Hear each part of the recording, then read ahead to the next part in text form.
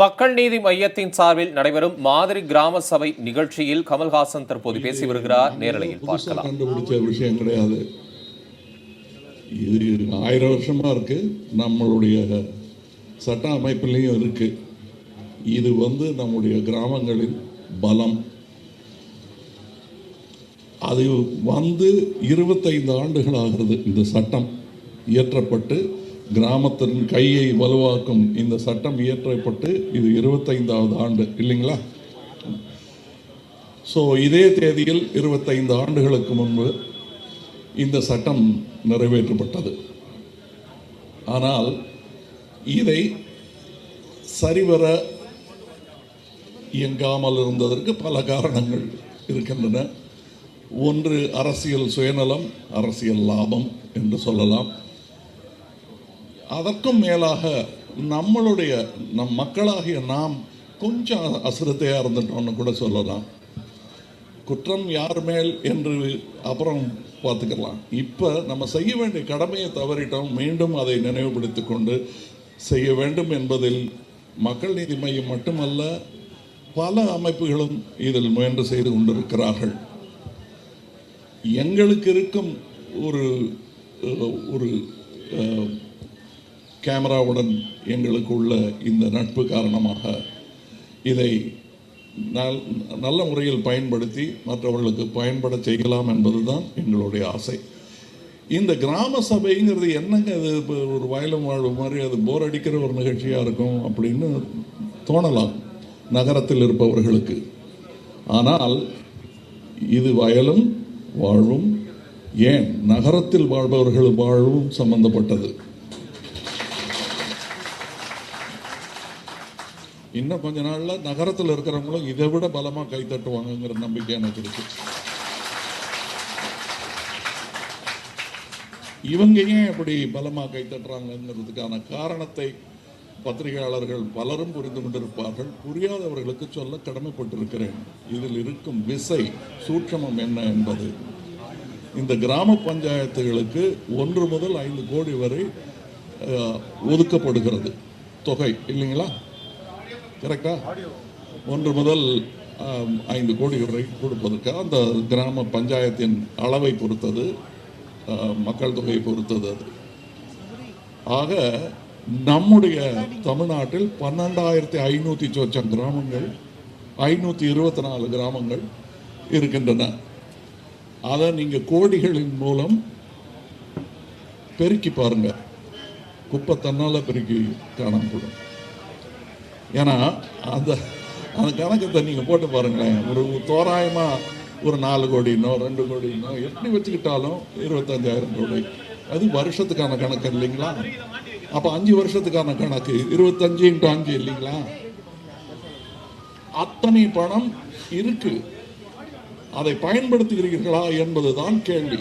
இது கிராம மக்களை நோக்கி, நானும் கிராமத்திலேருந்து வந்தவன் தான், ரொம்ப நாள் முன்னாடியே வந்துட்டேன். அதனால கிராமத்து மக்களை நோக்கி கிராமத்து மக்களே கேட்கும் வீசும் கேள்வி அப்படின்னு வச்சுக்கலாம்.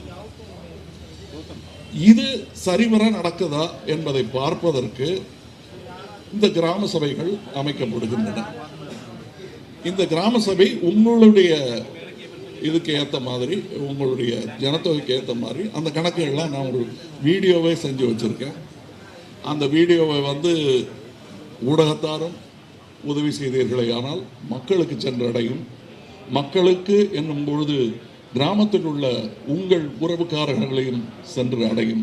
எல்லாருக்கும் கிராமத்தில் ஒரு உறவு உண்டு. நகரத்திலேயே பிறந்து நகரத்தையே சத்தேன்னு சொல்லிக்கிறவங்க கொஞ்சம் பேர் தான். அவங்க முக்கால்வாசி பேர் அங்கிருந்து இடம்பெயர்ந்து வந்தவர்கள் தான். நம்முடைய உறவு கண்டிப்பாக ஒவ்வொருத்தருக்கும், இந்த நகரவாசிகளுக்கு எல்லாருக்கும் கிராமத்தில் இருக்கும். கிராம சபையை, அதாவது இது ஒரு மாதிரி கிராம சபை தான். இதில் நீங்கள் புரிஞ்சுக்கலாம், நிஜமாவே கிராம சபையில் சம்மந்தப்பட்டு இந்த மாதிரி நல்ல தீர்வுகளை கொண்டு வந்தவங்கலாம் இங்கே சம்மந்தப்பட்டிருக்காங்க. அவங்களை பற்றிய விமர்சனமோ அவங்கள பற்றிய பாராட்ட கூட இல்லை. இது அது மாதிரி உங்களுக்கு செய்து காட்டுகிறோம். அதனால இதுல நாங்க விவாதங்கள் ஏற்கனவே நடந்த விவாதங்கள் அதை குற்றமா ஒரு இடக்கரடக்கலா சூட்சமமா சொல்லி காட்டுறோம்னு நினைச்சிடாதீங்க. ஏன்னா நிஜமாகவே வெற்றியாளர்கள் இங்கே பல செய்து காட்டி விட்டு இங்கே வந்திருக்கிறார்கள். அவங்க உங்களுக்காக எங்களை மாதிரி நடிச்சு காட்டுறாங்க. உங்களுக்கு நாங்க செய்யற வேலையை உங்களுக்காக அவங்க செய்து காட்டுகிறார்கள்.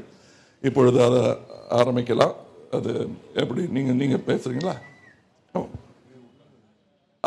அது இன்னொரு முக்கியமான விஷயம்.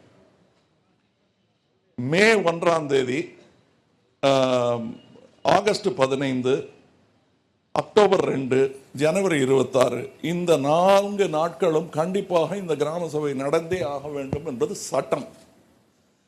அது நடக்கவில்லை என்பது நடப்பு. அதை மாற்ற வேண்டும். மீண்டும் அந்த சட்டத்தை நிலைநாட்ட வேண்டும் என்பது நம்முடைய கடமை.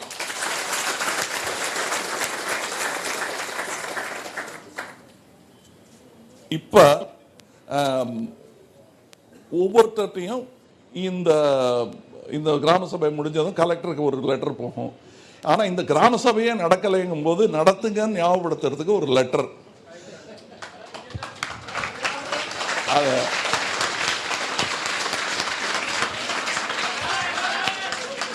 என்னங்க என்ன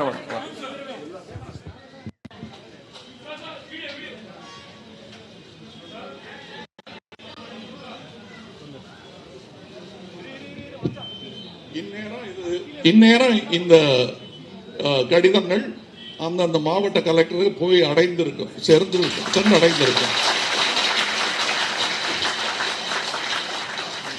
ஏதாவது போஸ்டல் டிலே எதுவும் ஆயிடக்கூடாது அப்படிங்கிறதுனால மக்கள் நீதி மையத்தை சார்ந்த பிரதிநிதிகளும் இதை கையில் எடுத்துக்கொண்டு போய் மீண்டும் ஒரு முறை ஒரு வழிமொழிதல் மாதிரி அதை கொண்டு போய் அவங்களுக்கு மறுபடியும் சமர்ப்பிப்பார்கள் அந்த மாவட்ட ஆட்சியாளரிடம்.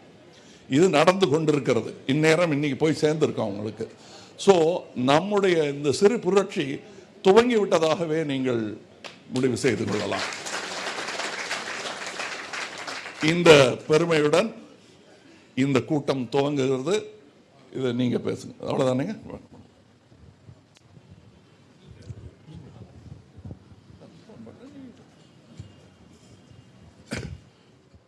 அனைவருக்கும் வணக்கம். மே 1ஆம் தேதி நடைபெற இருக்கும் கிராம சபைக்கு அனைவரும் போக வேண்டும் என்ற அழைப்பை அவர் தமிழகம் முழுவதற்கும் தந்திருக்கிறார். கூட்டத்தை நடத்த வேண்டிய அவசியத்தை வலியுறுத்தி மாவட்ட ஆட்சித்தலைவர்களுக்கு தனித்தனியே கடிதம் எழுதியிருக்கிறார்.